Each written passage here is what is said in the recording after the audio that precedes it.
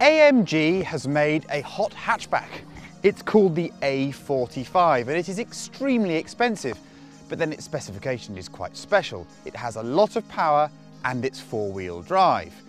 Its natural rival is the BMW M135i, a cheaper car that's less powerful, but which is rear-wheel drive and potentially even more fun. So, seconds out, round one on the road, round two on the track. Let's find a winner.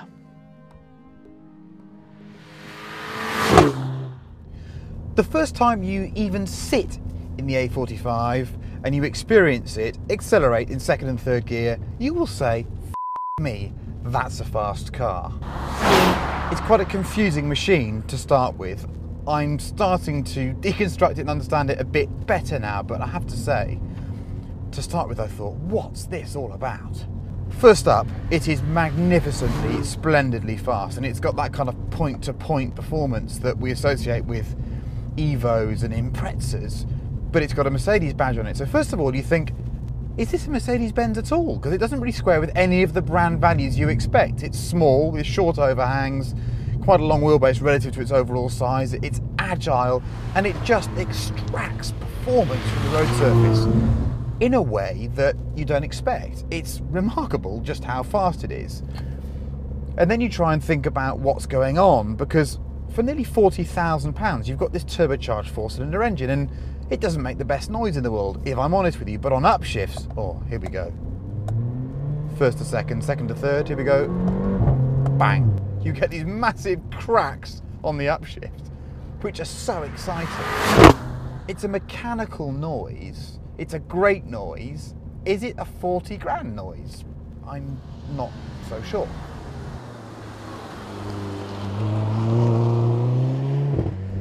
Other things that surprise about it. Well, first up, I thought the ride's too harsh. The ride is just a bit too firm for me. And it is firm. But the faster you go, the more you appreciate the fact there's some real quality damping behind that firmness. So I'll go back from harsh and say it's firm. It's about as far as I want the car to be, but actually the harder you push, the better it gets. And that's interesting in the context of the BMW, which we'll come to afterwards. There's not much life to the steering, really, not much to be enjoyed there. There's quite a lot to be enjoyed in the gearbox, though. This is Mercedes' own double clutch unit, and it's fast on upshifts, very fast on upshifts. A slight delay on the paddle. It's more responsive to the paddle on downshifts, but it's a fast gearbox, and in combination with this engine, you suddenly feel like you're in a four-cylinder racing car or something. It's quite touring car in feel. Rev it out, pull on a paddle, bang, upshift, move again. Brake pedal, firm, brakes, fantastic on the road. We'll find out more when we do some circuit work later on. Interestingly, the engine doesn't just produce a slab of torque low down. Yes, it's pulling hard from anything above about 1800 RPM, but there's this real kick point at about 5.5 into about 6.5, which I hadn't expected. So in that respect, it does feel a bit revier than the BMW. Is it a 40 grand car?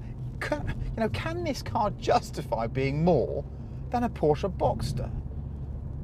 In some ways, I don't think it can. I mean, there are bits of the cabin that just don't justify the price. This plastic down on the centre console is hard and brittle and will scratch. However, above kind of testicle height, the rest of the cabin, pretty pleasing to me. I don't know, I shouldn't be the judge of aesthetics, but it doesn't look like they've scrimped too much. It feels pretty high quality. I like the compact size. What is so surprising is the way it covers ground is mind-blowing. If you're in an M3 or a C63 on any kind of B road in the UK, don't even attempt to stay with an A45 because you will fall off.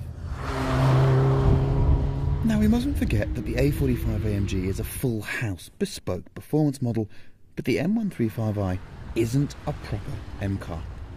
Still, as tested, the Merc costs £42,525, with some eye-popping prices for the carbon bits. These body trimmings are £2,550, and the carbon mirrors are, wait for it, £1,230. Power is rated at 360 horsepower, torque at 332. The curb weight is 1,555 kilograms. The 135i has just become a little more expensive in the UK, but not much. Its basic price as a three-door is £30,570, still over £7,000 less than the Merc as standard. However, once you've opted for the amazing 8-speed auto, the adaptive dampers and, well, some other trinkets, you end up with a car which doesn't feel that well specified, and which costs a nip under £38,000. It's a little down on power with 320, but matches the 332 foot-pounds of the A45, and the 135 is 55 kilograms lighter. Is BMW, with its rather wonderful M135i, playing the marketing headlines game a bit too cutely?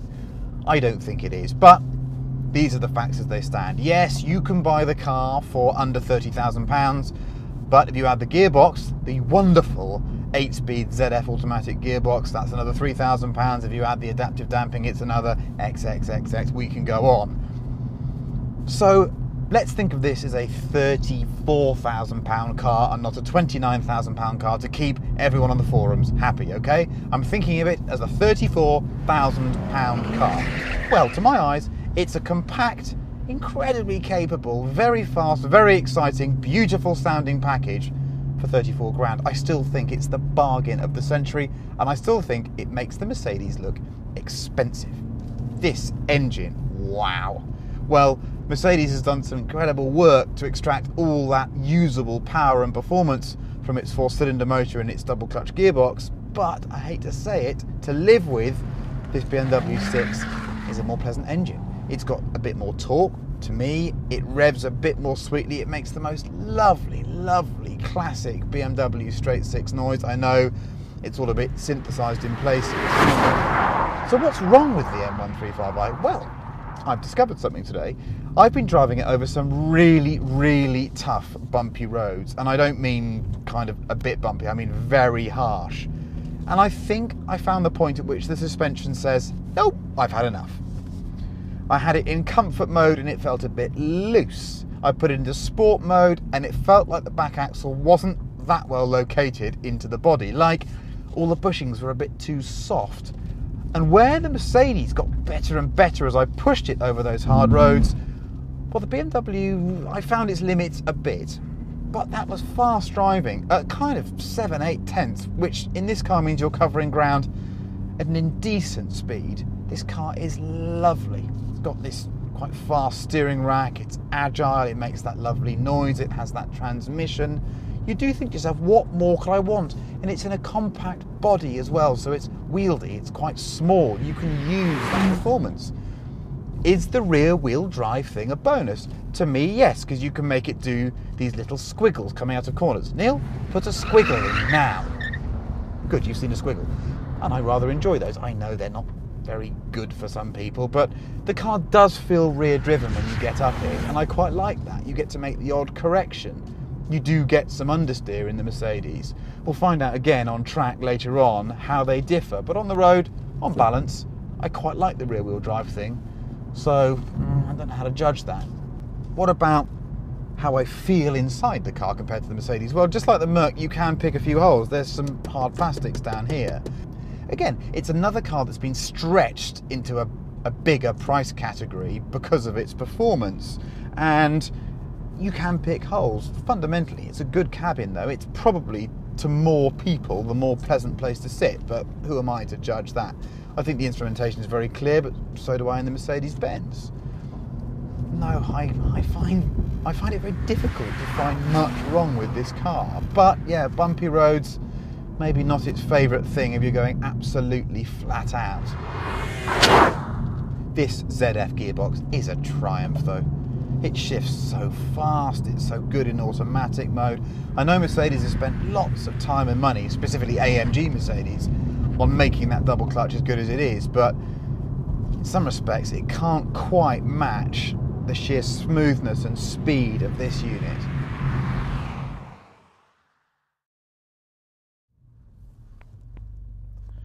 Before we start in the A45 at the wonderful little Landau circuit, let's look at whether we've got any buttons to play with. Interestingly, there are not many buttons to play with. I've got an off button, which turns all the traction off. Naturally, I've done that. So no stability, no traction.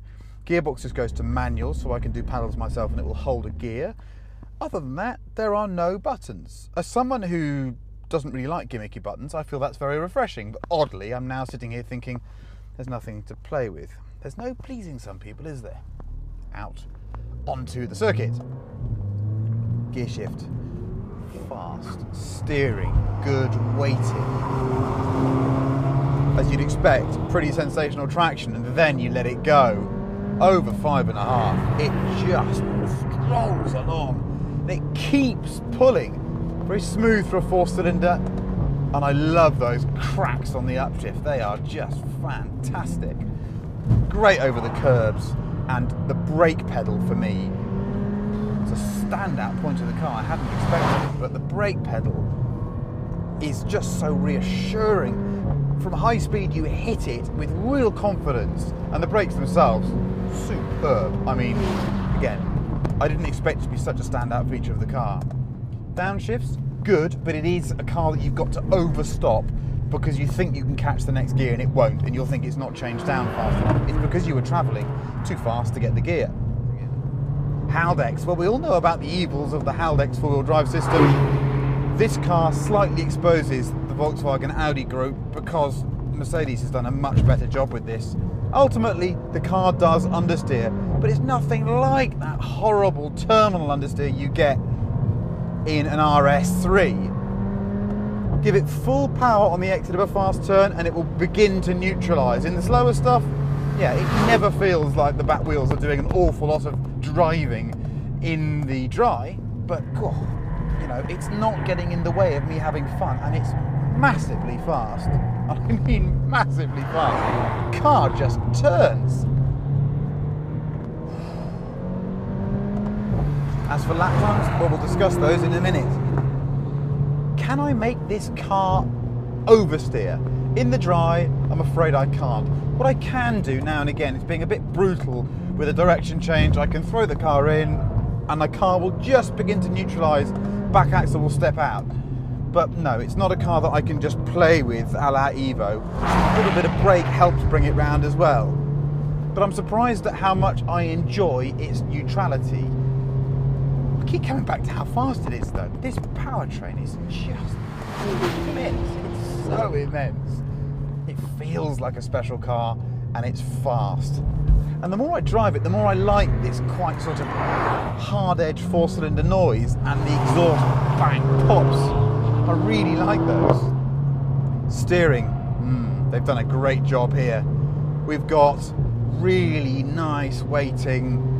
I'm enjoying it. In fact, I prefer the controls to this car much more than I do the BMWs. I think the brake pedal and the steering especially really do give you a confidence that in the BMW you haven't got. Of course, if you spend a bit more time in the BMW, it comes to meet you. Let's go and have a go in that one.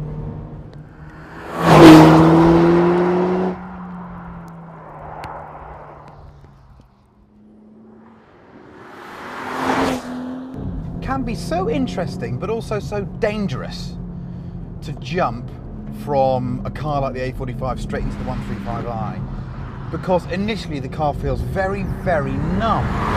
Steering wheel feels too big and squishy. The brake pedal feels like it's not responsive. The whole car feels quite loose and lazy in a way that the Mercedes doesn't. And then you spend a bit more time in this car, just do 3 or 4 laps of Landau, and suddenly you realise that you have to work with it a little bit. It's rear-wheel drive, it doesn't want to attack the apex in quite the same manner. The steering, yes, it is strange because it's so fast, but you adapt to the speed of the steering, and then suddenly you feel like you can place the car exactly where you want to. And then you turn the traction control off and you realise that BMW have always been onto something with this rear-wheel drive lark. The engine.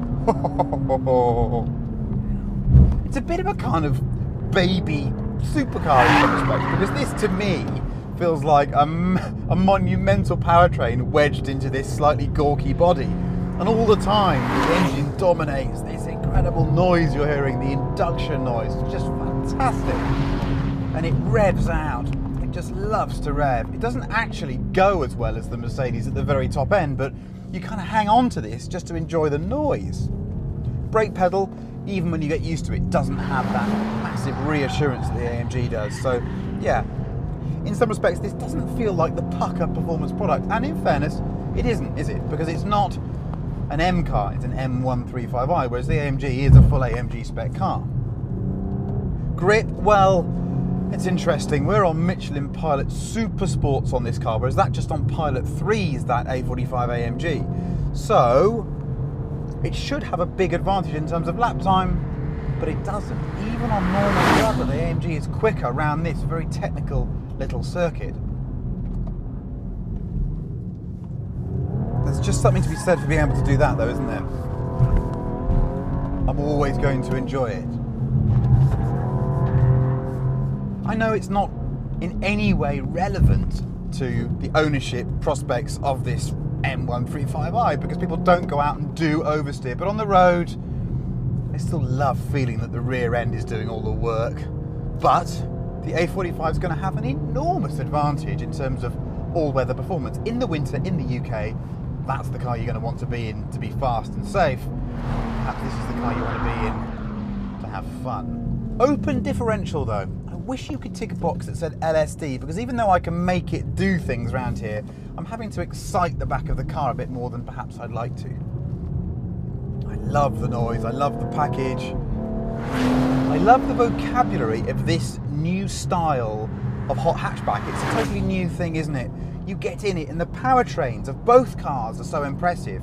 You just stick them in drive and off you go, and then you just pull a couple of paddles. Strangely, I feel less robbed in a car like this by not having a manual gearbox than I do in something like a GT3. It seems to suit the immediacy, the lovely, clever packaging of a car of this type.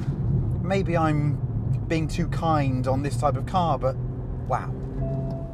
The performance available, mind-blowing.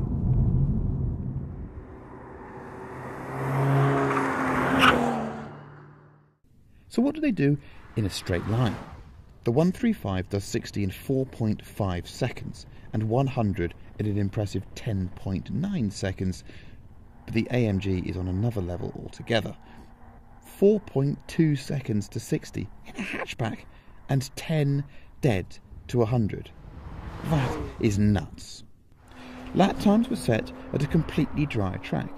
Remember, the BMW has the distinct advantage of a set of sticky Michelin Supersport tyres, and it managed a 47.7.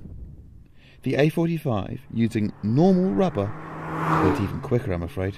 It did a 47.5, leaving us with the question, what would it do on cup tyres? This is very hard to call. The 135 remains the bargain of 2013, so long as you go easy with the options. Have the auto box and the adaptive dampers, leave the rest. But the A45 drives with real precision. It's so fast, so usable, and even though it doesn't look quite special enough, it's a lovely little object. If I had the extra cash, I'd take the AMG. If I didn't, I'd drive around in an M135i, smug that I had so much for so little.